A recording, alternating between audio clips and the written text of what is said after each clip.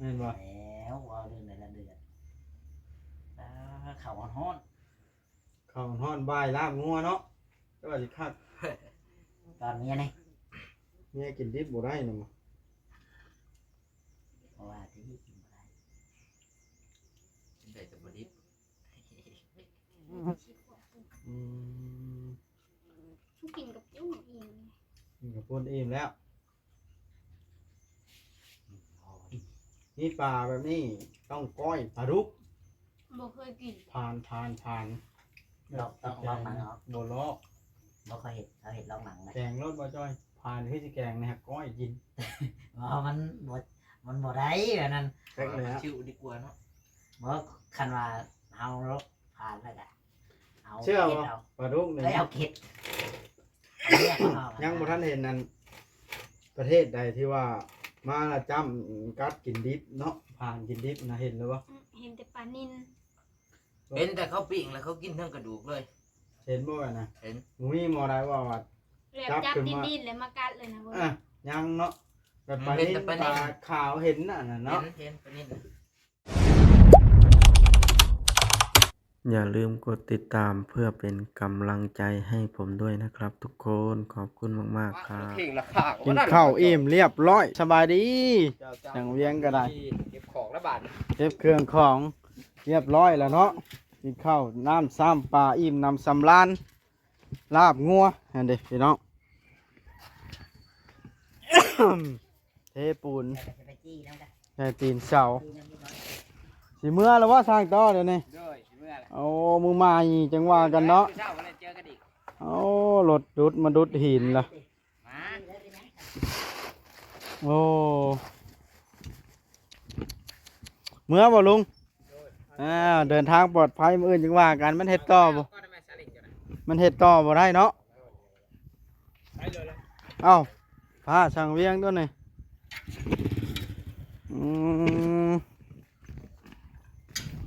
มาเบิ่งทางนี้ก่อนนี่กินข้าวกินน้ำกับหยัง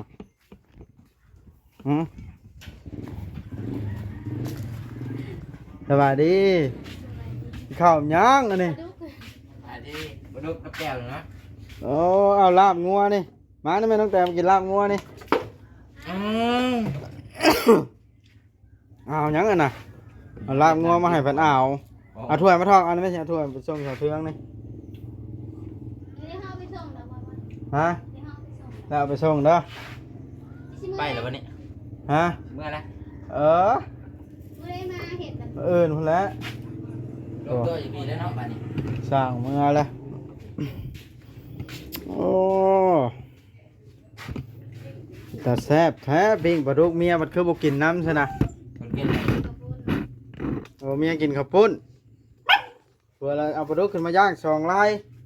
สี่คนละสอง โอ้ยคนละสองโหดแท้ ไปกินลายกูหมดเลย หาว่า กิน3 โต ฮะ สองคนนี่จะผู้เดียว ครับแท้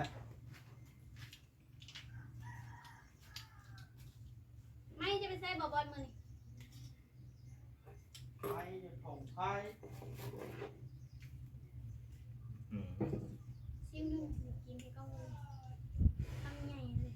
เขาก็ฮ้อนๆเนาะเขาก็โอ้ดิบ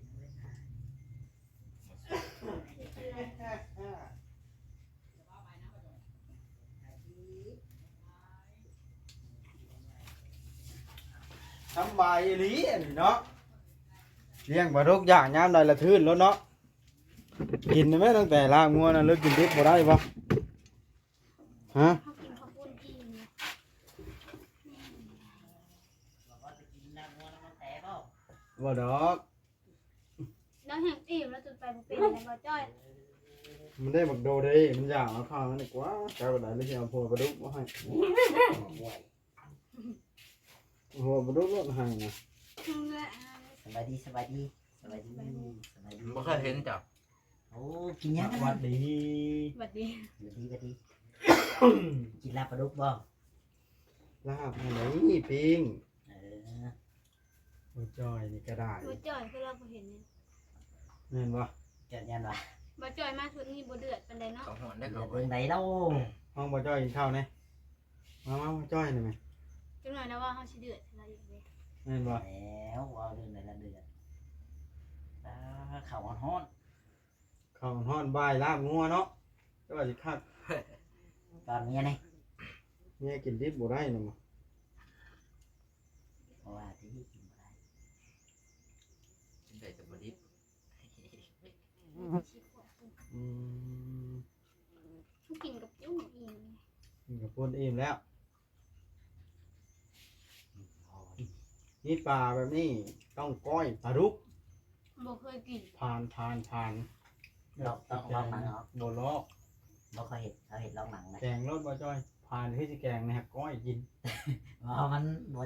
นบ่ได้แบบนั้น แพ็คเลยฮะ ชิวดีกว่าเนาะ บ่คันว่าเฮารบผ่านแล้วก็เอา เชื่อบ่ เอา ปลาดุกนี่ ได้เอาเข็ดเอาเลือดเอา ยังบ่ทันเห็นนั่น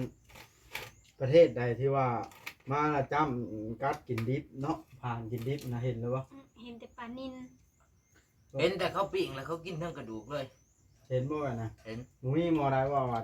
แล้วจับดินๆแล้วมากัดเลยนะเว้ย อ่ะยังเนาะแบบปลานิ่ปลาขาวเห็นน่ะนะเนาะ เห็นปะนี่นะแต่ว่ากระดูก เอียนได้ทันขอยเห็นไหม ไอ้เย็นน่ะจะตัว สิตัวไปฉัน เขาตัวเห็ดอันนั้นนะ เขา ฉันเห็ นั่ น น เอา เขาเอา AI เฮ็ดเนาะ อันว่าปลาขาวนี่ เอาที่เขากินดี เล มาย ไหน ไอ้ไอ้ เอียนพายก้าเนาะ โอ้ยข้าวคือยัง ยัง ขนาดซุปแท้ๆเฮายังคิดว่าข้าวได้เอียน ยังกายดังซื่อยังอันนั้นเอียนน่ะเห็นหมูหิว เห็ด ผ่า กัน นคนเห็ดบ่เป็นกับบ่เป็นตะกินอีกเอียนนะครับ ปิ้งนะคักเนาะคักกว่าบ่ลูกฮะ ผัดเพชรผัก เอียน อ่าปิ้งไปปิ้งนี่กว่าฮอตลิ้น Facebook คักกว่าโทรอีกบางคนสิเที่ยวแล้วโอ้คักปานโทรว่าสิคักสำลิน Facebook ข้างแห้งเนาะ บ้านไปทางไหนบัดนี้ นะฮะว่าคำล้างเนาะว่าจอยไปจ่ายเงินให้สร้างแก้วการค้าห้องน้ เรียกอะไรบ่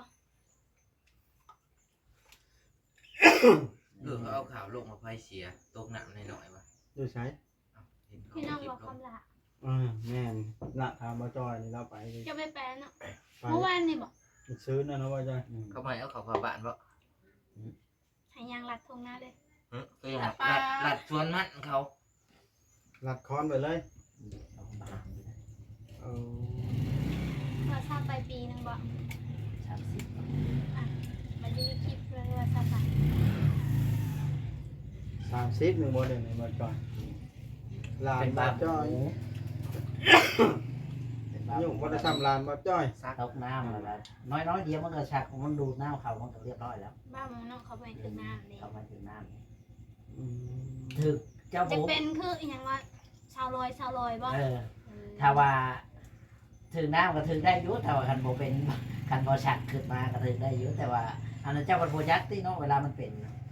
ตอนนั้นชาวลอยบ่เป็นบ้าหมู่ลูกเราให้นะบ่จอย แม่น เราถ่ายคลิปบ่ เราเช่าอะไรบ่ยังคือการ เจ้าพอมันกะโดนเพราะว่าเรากินยาเลยมันพอ ขึ้นไปถ่ายคลิปชาวลอยลูกเพจถามเรื่องอัน เวลาถือผ้าบ่ ชาวลอยนะ โอ้โหแล้วคอยบริไปได้ถึงแล้วเขา เราว่าเราเมื่อยเราว่าเห็นในคลิปเบาลาวในเฟซเบาลาว แม่นบ่ เราเมื่อยเราอ่ะ ต้องขึ้นไปเบิ่งบ่จอยมื้อหน้าเนาะ เห็นเราถือผ้า ไปเฮา อันนี้โอ้โห บ่จอยสิไปบ่ ไป เหมือนว่าชวน เอาก่อนอยู่เด้อ เราจะไปใช้ บอกคำว่าไปนะเราแบบบ่พอใจได้ แบบเยินๆวะ โอ้ชิว่าในว่าให้ไปลุบอกแล้วไปก็ยังไปหอเวลาก็ไปเนาะ เวลาไหนเรา อย่าแต่เวลาหมู่ว่างเขาแล้วคอยนำไปเมื่อใดเขาก็ไปได้ แม่นบ่บ่จอยเบิ่ง อย่าจับนะ โอ้ยไปสิกล้าเอาไงเนี่ย ย่านเพิ่นเมื่อยกันเนาะ อือ ว่าสิเมื่อ เนี่ย ทางนั้น บ่เห็นจักเทื่อบ่เขาลูกแพนนะเราบ่มาใกล้บ่ ตั้งแต่มื้อน่ะ เดี๋ยวมึงไปได้หน้าเธอต้องเลี้ยงอะไรเนี่ย แต่พุ่นแล้วก็เป็นปีแล้วเนาะ ตั้งแต่ท้องเฮาเดือนหนึง2 เดือน3 เดือนเลยเดียวนี้บ่เห็นเรามา มานี่ก็ก็ย่อเฮือนบ่มาบ่จอย เราว่ามึงนอนแล้วเราว่าผู้ไปก็อย่า บ่ยอมมา เจ้า ยังมาซะมาแล้วเว้าว่าสิมาแล้วก็มา คนมีสัจจะบ่ แม่น เก่งอะไรบ่จอย คันเว้าว่าบ่มาเขาก็บ่มาเด้ ข่อยบ่เชื่อเจ้านะคันว่าบ่อลิข่อยบ่เที่ยงไม่ซื้อบ่ซื้อก็คือบ่ซื้อโลดเด้บ่มื้อนะ บ่ใช่หยัง บ่ซื้ออันนั้นและน้ำส้มนะ อยู่ในบ่อสิ บ่ก็บ่แล้วได้รับ เส้นน้ำส้มบ่จอยบ่ น้องยุกิเลยค่ะ เย้ ข่อยอยู่เฮาสิฟัง ลืม ก็ แล้ว ถามหาเจ้า มาถามหาบ่จอยอีก โอ้ยฉัน บ่ คิด เอา หนึง บ่จ้อยบ่ได้มาบ่วะเอาก็มาอันแล้วว่ะ คอยบ่จัก มีอุตส่าห์มาถามหาบ่จอยบ่ สาวฉันน้อย เสน่ห์แห้งแท้หวา โอ้ก่อยก็พี่เองกินบ่แห้งก็อันนั้นแล้ว คนเป็นร้อย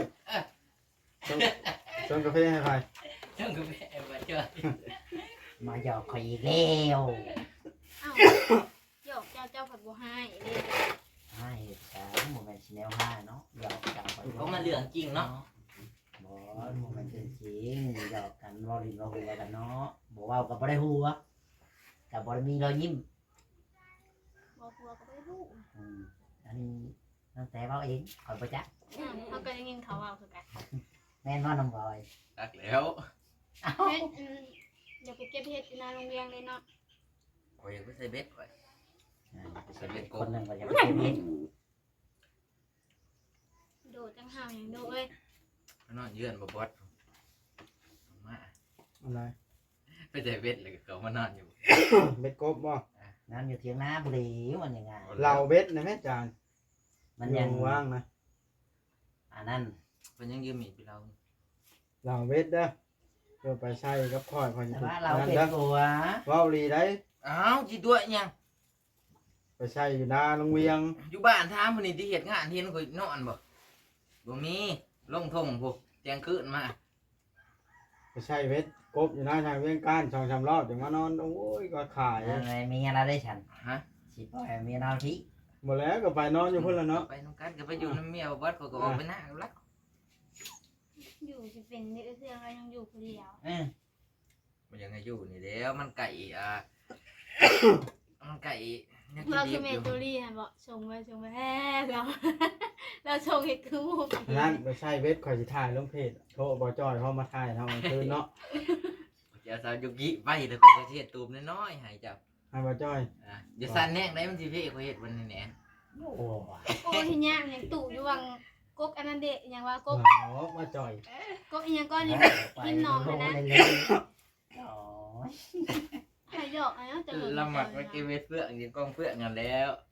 บ่จอยบ่เนาะ จะซื้ หลั กบนะลูกช่างเลี้ยงใช้เชิงได้เท่าละ4-5 โล ก็เหลือเชื่อ เห็นได้ยังว่าเหลือเชื่อได้เท่าละทางสิ จะเบิ่งหัวหัวลงหัวมันนี่เลยช่วงเขาไปดำนา บ่มีใบลองคนมันใจว่ามันต้องลาย ลงหัวกบบอกกันหลายนึง กบนะโอ้ยว่ะซ้ำสิกิน ใส่จัก100ช่อง มันใช่ได้ฮอดร้อยด่างเลยโอ้ยปลดจนแจ้งปลดกบนะเดี๋ยวถ่ายเดือนนะ เขาเคยไปแล้วไปใส่เด็กกบ ชื่อกระสอบเด้อจ้ะ ออกกันเลย เขาบ่ได้ใช้เบ็ดปีกายเนี่ยปีหนึงมันเขาบ่ได้ใช้เบ็ดกบติเทื่อนะ ปีนี้ก็ไป ปีนี้สิไป ไป ถ่ายลง ขี้ เพ ก จ ระเดือน ถ่ายลงจังว่าสิบ่พิษอย่ามา ไปยันขี้กระเดือน โอ้ โอ้ ย ย ยาจาจุกิบริยานเนาะ ไอ้ดงปากขึ้นเยอะ คนยันขี้กระเดือน เป็นอย่างยืนยันมันคอยสร้างเดียวมันมิ้นแต่ว่าบ่ยันคอย มัน มันเหนียว ไหน มันมิ้น เห กิ นี น ยว แล้วเราหายที่เถื่อ เพิ่งได้กินปักกระแยงยังบ่อยากออก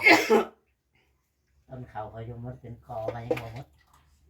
พระจอยเคยใช้เบ็ดกบอยู่บ่ ตะกี้กันนะเคยอยู่ ข้าเกิดมานี่ เคยอยู่ บ่ได้ใช้จักวีแล้วบ่จอย10กว่า ประมาณนั้นแหละ โอ้โห ฮอดแล้วพอ คอยไปที่หน้าหลายปีแล้ว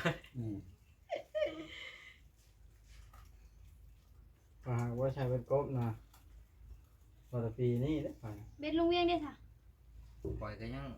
ยังบ่ได้เฮ็ดเราบ่มีเวลาได้เราพามาเฮ็ดนี่นะให้กันบอยนี่แหล้วเราเฮ็ดเบ็ดก่อนจะไปก็มีไปขอตัดเขาขอเอาลำหนึงก็ได้เป็นร้อยแล้วเนาะว่าเจ้าให้เบ็ด สิมดล้ำไปช่างโน้ 2 ท่อน บ่แม่น 2ท่อนก็ เออ ได้แล้ว โมเมนต์ชีเอามืดล้ำมันลงห้วยเอาไปขายเท่านั้นแล้วเห็นอันนั้นเลยมันจะทอนเจ้าอ่ะ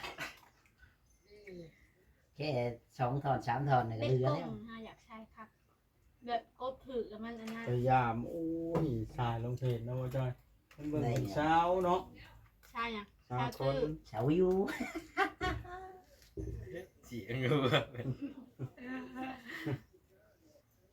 เกือบทุกลังเอาได้ไป ก้านบ่บ่อยากนอนเนาะ ใส่แบบมองให้ใหญ่ๆเด้มองเคาะมันใส่ยากไปหอดมองตะกะแล้วก็ใส่อวยขึ้นมาในป่ามาเลย น้ำน้ำข้อน้ำกบตัวซัมพี น้องคอน กบมันเขาเท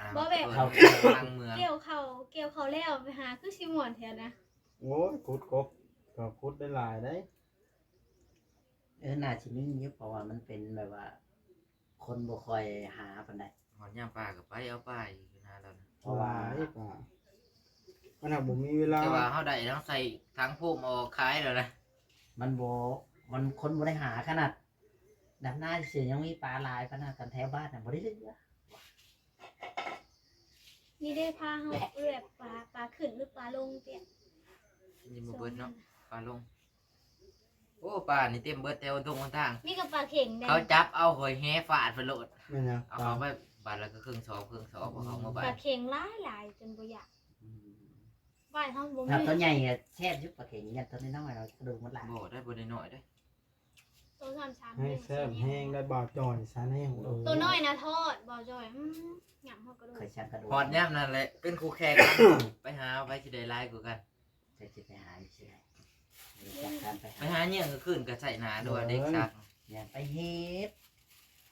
โอ้ย อย่าไปเฮ็ด โยกกระเบิ้งดีกว่าเฮ้ยบ่ให้เฮ็ดแบบใด ไปเฉียบนี่มันยังไม่ได้เต็มเนาะมันยังไม่ได้ฮอด200 ท้ายสันนี่ดินี่ มันสะช่องหน่อยบ่ได้ หมอแบดร้อยแล้วเพิ่นหยอกเสียบ่จอยเพิ่นจะสั่งมันได้200ฮะ ป้าบ่จ่อยเบ็ดเจ้าเฮา200พอ แม่น ขายได้บ่โทรศัพท์ สวนสองเครื่องเด้อ เจ้าเครื่องไหน บ่เอาเครื่องเดียวแหละ มันบ่ฮอดมันประมาณ30 มันมีอยู่นะมันโฆ บ่ ษ มี ณา นี่ แบ มัน บ ก็ แบบเป็นพัดเนาะแต่แกกินมาสิตัวจังมาถีลี เฮาใช้มันบ่ได้ฮอดพันอยู่ที่เขาเว้าแหละมือหนึง2 มื้อแบบไปใช้ได้มันบ่ได้ฮอด บอกว่าเห็ดกันเลยบาโอลิบ่ได้ไปนำบ่ซั่นแล้วคือเมื่อแหละ บ่บ่ไปนำจะให้ไปสองคนกับบ่จอยเนาะบ่จอย มาก็เห็นเมียเราเล่นสตอรี่เบาดิพา เราสั่งเพ มัน จ คือ มา เมียบ่วัดได้แล้วเล่นตลอดอันนั้นนะ เราสั่งเพจแล้วเนาะเมียบอกโอลิ แม่นสิตั้งเพจอีกเพจหนึงข่อยมาลง AI โดยเฉพาะบาดนะเฮ็ดให้อันบ่จอยหอมแก้มผู้สาว ให้หนึ่งบอย เห็ดได้คือหนึ่ง เฮ็ดให้บ่จอยหอมแก้มผู้สาวเลย บ่เจ้าเห็ดนี่นะ เฮ็ดให้เป็น ให้หนึ่งบอยหอมเก็บพี่สาวให้เมียเราหาย ถ้าจับได้หน้าตาให้มันเลยจริงอ่ะ เอ้าก็เห็นเลยดิ เฮามันบ่ได้เห็นเนาะบ่เนาะ อืม บ่บอกเลยมีก็ชองคนเพิ่นได้เห็นแล้วก็ยิ้มเปื่อย แม่นว่าหนึ่งบอยเจ้าเห็ดดีดิ ๆหน้าตาให้เฮาเห็น เจ้าตอบมาได้ไหม โว้ อะไรเห็ดไปโลโลเลยเลยได้ บ่มีไผเอาดอกนอกจากเฮา โอ้ย ย้อนยังพอนะมียังให้เมียต้มให้กิน กะว่าโอ้ ก็ไปเอาเบิ่งว่ะ อันนี้เอาเบิ่งแม่เมียหายแท้ๆถ้าไปเอานี่ มีของข่อยนี่ฉากหลายๆเครื่อง ได้มาได้ใช้ของแท็กเตอร์นะ ไปเอามื้อนี้แล้ว สร้างมา มา ได้ ยืมนี่ สั่งจนฮอดทิศ อันเท่าไหรนี่นะ ความแห้งมัน240 บาท เท่าไหร่ แม่น ก็ เนี่ย รา โม คา 8เอ้ย6หา8หานี่แหละ คอยเคยซื้อมาใช้อยู่ปานนั้นมันเขาใช้หึงแล้วมันสิสดเชื่อมหมดกันมันบ่ทน เอ้ยหมอง เพิ่ กัน น ข ไฟ องเฮา มัน นะส่วนร้านมีกระสักส่วนละเชียว ตัวนี้มันสีอันนั้นด้านไฟตั ร้าน ว เห็น น้ำมัน อยู่แล้วแบบน้อยๆนั่นได้ไปใหญ่กัน คอยซื้ออยู่ไทยมันช็อตของคอยเลย เวลาเขาไปเสียบกับอันนั้นมันสิช็อตในมาในสายอันนี้เขาชูนน้อยหนึ่งมันเนี่ยแบบว่าไพ่มันแล่นตลอดเด้มัน เขา ช็อ จ่ ต อยว่าบ่ตัวน้อง บอกว่าอันหัวเลกเตอร์อันนี้ไปซื้อมาใช้อยู่ บ่จ่ายเอาเงินคร่าวๆอ่ะจะไปกดเงินมาบ่มื้อนี้ ใช่ที่ โอ้ก็เอาเงินมาเสร็จก็ให้เขาไปดำนา ถามว่ากินว่าสิเอาเงินใส่กดบ่ค่อยให้เขาไปดำนา ยืมมันยี่บอส บ่แม่นนะ เอ้าตัวเชื่อถามก่อนอย่างไร บ่แม่นเนาะบ่ว่า บ่จ่อยเจ้าจะได้เงินเดือนว่าเจ้าจะไปนำบ่บดนะ เราให้ได้ถ้าเราไม่ให้เขามา เราอยากนอนแล้วนี่เอาเรานอนดีกว่านายจ้ะ จ้างข่อยนึกว่าข่อยก็อยากไปนำคือกัน เห็นว่ากันเนาะ อ่ะ